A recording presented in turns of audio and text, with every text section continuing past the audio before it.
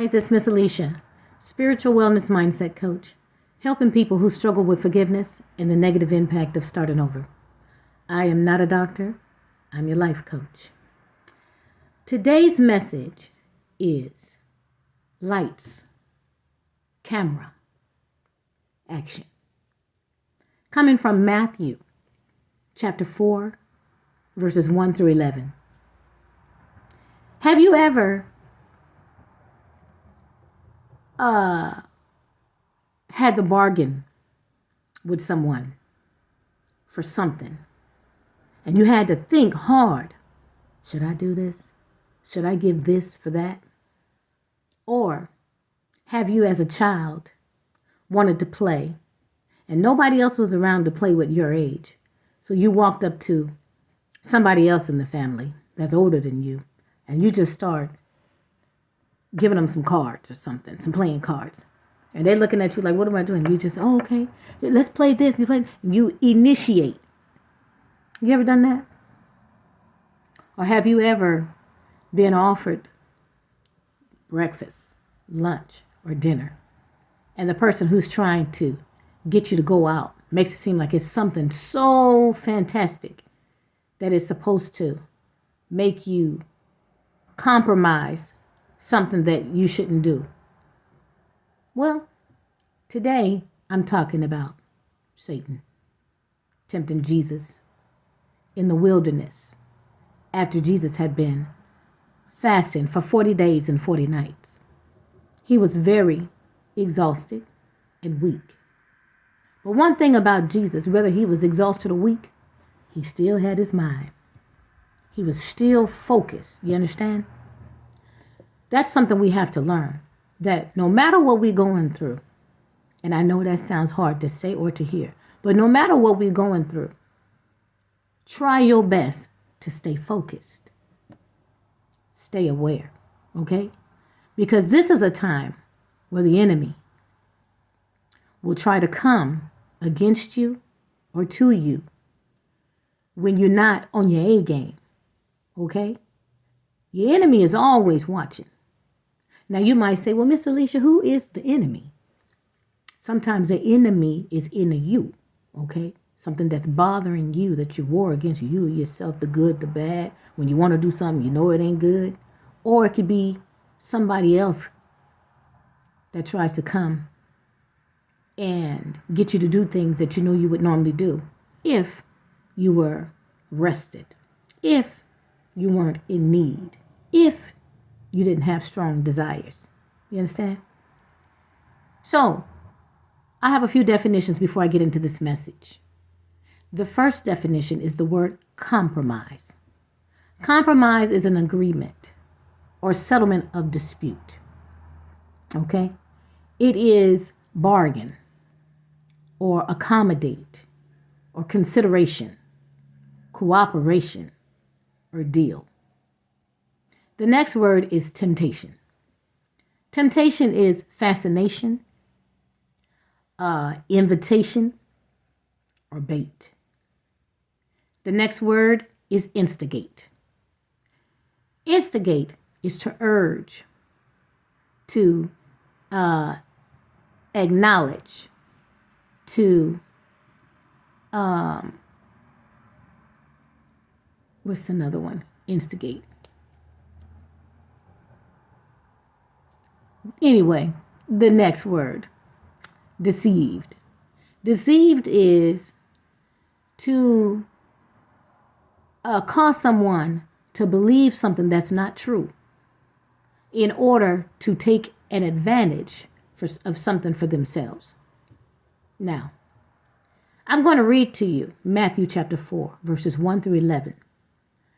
And yes, I could just tell you the story, but I definitely have to read this. And I'm going to break it down in the middle, okay? So stay tuned, because I'm going to give you something to think about afterwards that the Lord wants you to think about. It's not me, but the Lord is giving me word to give to you for you to think about. But it's at the end. So, let me read. It says, Then Jesus was led by the Spirit into the wilderness to be tempted by the devil. After fasting 40 days and 40 nights, he was hungry. The tempter came to him and said, "If you are the Son of God, tell these stones to become bread." There is going to be times where people are going to come to you when they think that you are in need, when you're lacking something. And they're going to offer you things that you normally can provide for yourself. But in the heat of the moment, they want to offer it to you. Okay? And you have to know, hey, I don't need it. I don't need it. I can do without it. Remember, something comes behind it. When temptation comes and something that you desire comes along with it, be very careful. That should be an alert. So it says that Jesus said, "It is written, man shall not live by bread alone, but on every word that comes from the mouth of God." Then the devil took him to the holy city and had him stand on the highest point of the temple. "If you are the Son of God," he said, "throw yourself down, for it is written, he will command his angels concerning you, and they will lift you up in their hands so that you will not strike your foot against a stone." Isn't that crazy? How the enemy would try to tempt you to hurt yourself, to try to make you prove something that you don't need to prove. Sometimes people can know that you have backup, and they just want to feel like they can pull you along on the string. "Oh, I bet you can't do this. I bet you can't. Show me." And you find yourself, oh, yes, I can. Oh, I can do it. Why? Think about that in the future. The next time somebody try to tempt you to make you prove yourself for something you don't have to prove. And lastly, listen up. It says, Jesus answered him, "It is also written, do not put the Lord your God to the test." Again, the devil took him to a very high mountain and showed him all the kingdoms of the world and their splendor. "All this I will give to you," he said, "if you bow down and worship me." Oh boy, here we go. Now mind you, it's a lot going on in the world right now. And a lot of things are revealing itself about how people have received their fortunes and fame. And I want you to know that is how the enemy works. He wants to show you the lights, the camera, the action, and get you pulled in. You understand? He wants to catch you while you're in lack, while you're lonely, while you're struggling, while you're trying to make things happen. Always know that when you ask the Lord to bless you, you can lay down at night and wake up the next morning guilt-free. But when you take on the enemy's deals, you're going to always have to maybe watch your back or constantly keep giving something you didn't want to give. But Jesus responded to him and he said, "Away from me, Satan, for it is written, worship the Lord your God and serve him only." Then the devil left him, and angels came and attended to him. Now, I'm going to let you know something.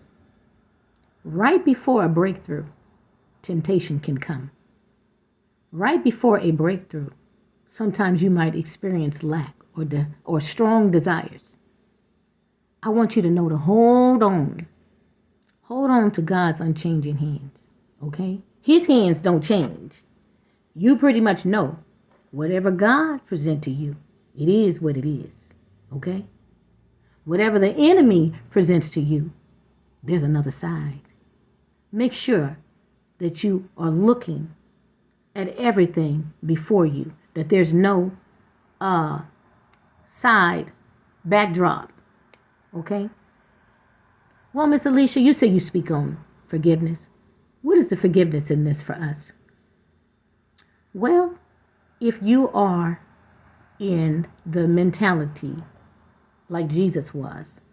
Now, I'm not saying you being Jesus, but I'm saying you've been tempted. You've been trying to focus. You've been isolated for a while. You've been working on things. You understand?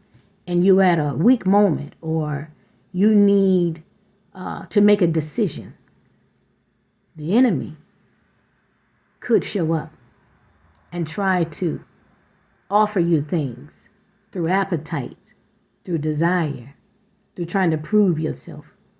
You understand? Ask God to forgive you. Lord, forgive me for thinking of entertaining something that would make me sacrifice to do something I would not do had I been in my right mind, or if I had been in having the things that you needed and not in want. If you are the enemy,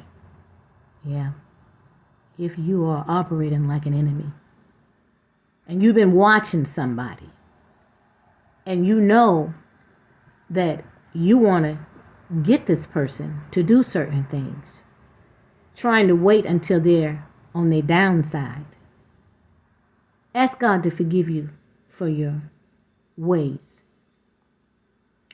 If you want to work with somebody, do it the right way.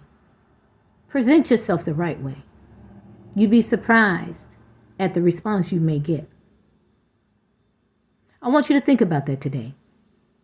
Lights, camera, action, compromise, instigate, temptation, deceived. Think about it. I'll talk to you soon, okay? Bye.